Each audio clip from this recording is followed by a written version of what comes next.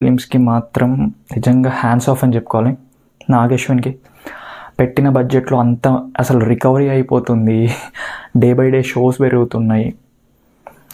అసలు స్వప్న దత్, ప్రియాంక దత్, నాగశ్విన్, అశ్విని దత్ వీళ్ళందరికీ వీళ్ళు పెట్టుకున్న ఎజెండా అంటే ఒక బ్యాకప్లో చూసుకుంటే సీతారామం కానీ, మహానటి సావిత్రి కానీ, ఇట్లా ఆ గ్రాండియర్ లుక్ మనకు కనిపిస్తూ ఉంటుంది అసలు ఫిలింలో.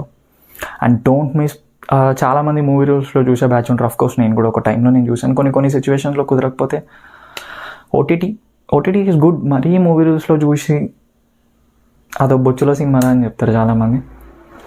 నేను సినిమాని అంత తొందరగా అది బాగాలేదు అని అంత తొందరగా అనే వ్యక్తిని కాదు. అంటే ప్రతిదీ బాగుంది అని కూడా అని కాదు. సినిమా కష్టం ఏంటనేది తెలుసు. 24 క్రాఫ్ట్స్ కష్టపడితేనే హీరోకి పేరు వస్తుంది. చాలామంది అంటారు మా హీరోని సరిగ్గా చూపించలేదు అని.